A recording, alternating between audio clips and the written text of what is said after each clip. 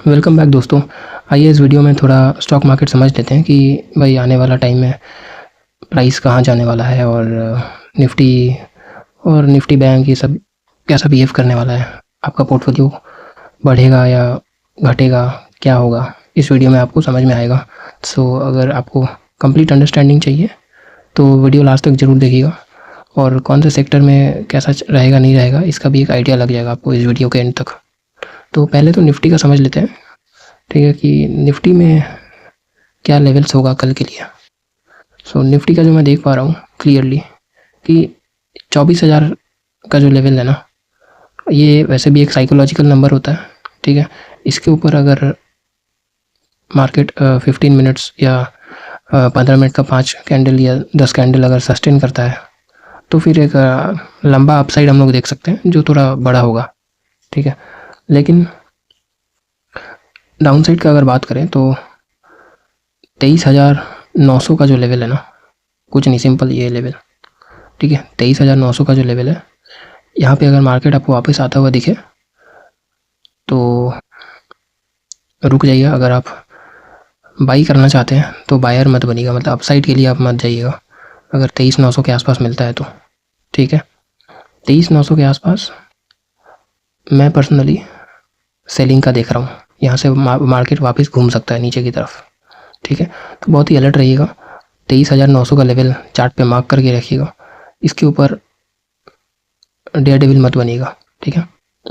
तो यहाँ से वापस से मार्केट नीचे गिर सकता है, ठीक है। अगर इसके ऊपर क्लोजिंग देता है तो अच्छी बात है, आपका स्टॉप लॉस छोटा रहेगा क्योंकि आप तो इस एरिया में एंटर करोगे, ठीक है। स्टॉप लॉस कैसे लेना होता है, 15 मिनट का चार्ट है ये, तो 15 मिनट पे ही अगर कोई भी ग्रीन कैंडल क्लोज होता है तो चलिए 15 मिनट नहीं भी सही, अगर 5 मिनट का चार्ट पे अगर कोई भी ग्रीन कैंडल क्लोज होता है 5 मिनट्स ओनली, ठीक है, 23,900 के ऊपर, तो एग्ज़िट लेने का जगह होगा, तब आप एग्ज़िट निकल सकते हैं ट्रेड से स्टॉप लॉस लेके।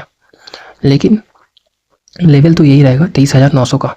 23,900 से नीचे अगर निकलता है, सॉरी 23,900 के आसपास अगर मिलता है मुझे, तो यहाँ से मैं थोड़ा डाउन साइड देखूँगा, डाउन साइड के लिए देखूँगा, ठीक है।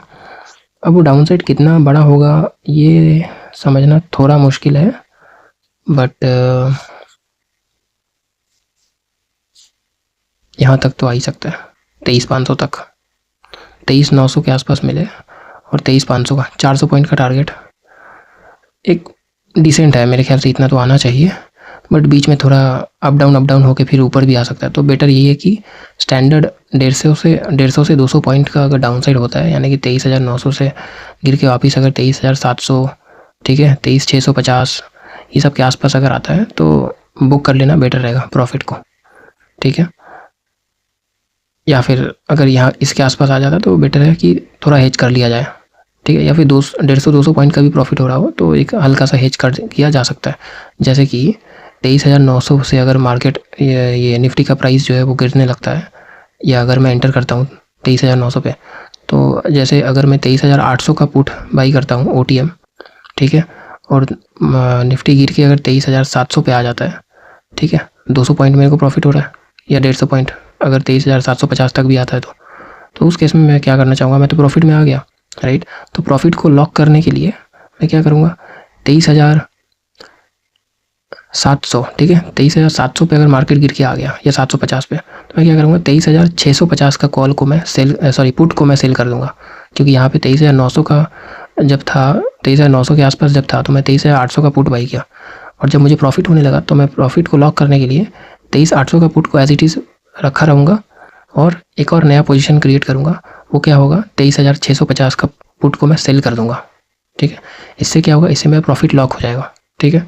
और अगर मार्केट इस बीच में अगर रह जाता है, अप डाउन करके एक ही जगह रहता है और प्रीमियम डीके करता है, तो मुझे प्रीमियम डीके का भी बेनिफिट मिल जाएगा, ठीक है। इसीलिए प्रॉफिट भी लॉक हो जाएगा और प्रीमियम डीके से भी मुझे थोड़ा बहुत प्रॉफिट मिल सकता है, ठीक है। तो इससे क्या होगा, आपका प्रॉफिट सेफ हो जाएगा, ठीक है।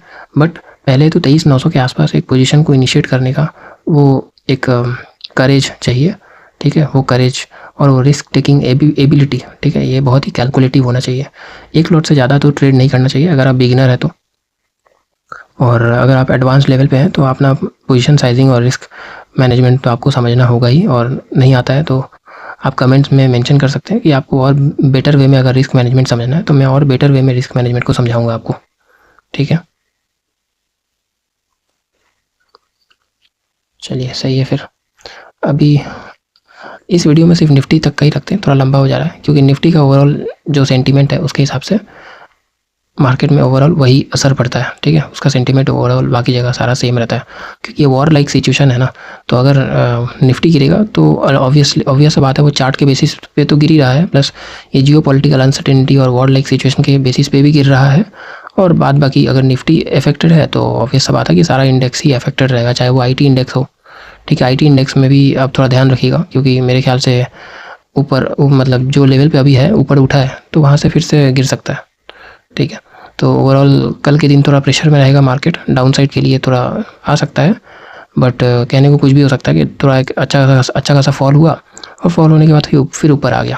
राइट, सो क्या हो सकता है ना कि मार्केट थोड़ा 23,900 के आसपास खुला, नीचे आया, फिर ऊपर आया, फिर बंद हो गया। ठीक है, तो अगर नीचे आता है तो मेक श्योर करिएगा या तो प्रॉफिट को बुक करके बाहर हो जाए, मार्केट से एग्जिट कर ले, या फिर आप हेज कर ले अपने जो भी प्रॉफिट है उसको और प्रॉफिट लॉक कर ले।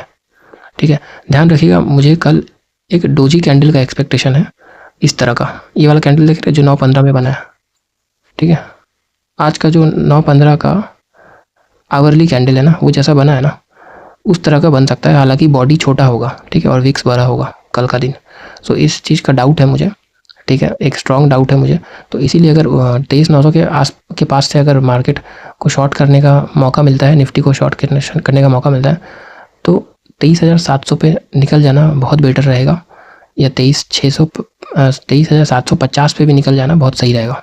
ठीक है, या फिर नहीं निकलना है तो आप हेज करके जा सकते हैं अपना प्रॉफिट को। ठीक है, जैसा कि मैंने बताया था कुछ देर पहले। ठीक है फ्रेंड्स, मिलता हूँ नेक्स्ट वीडियो में। बहुत दिनों बाद वीडियो बनाया। अगर आपको वीडियो पसंद आता है तो चैनल को लाइक सब्सक्राइब जरूर करिएगा और कमेंट में ज़रूर बताइएगा कि आपको कैसा लगता है वीडियोस और इससे आपको कुछ फ़ायदा होता भी है या नहीं। ठीक है, ओके, थैंक यू दोस्तों, बाय बाय।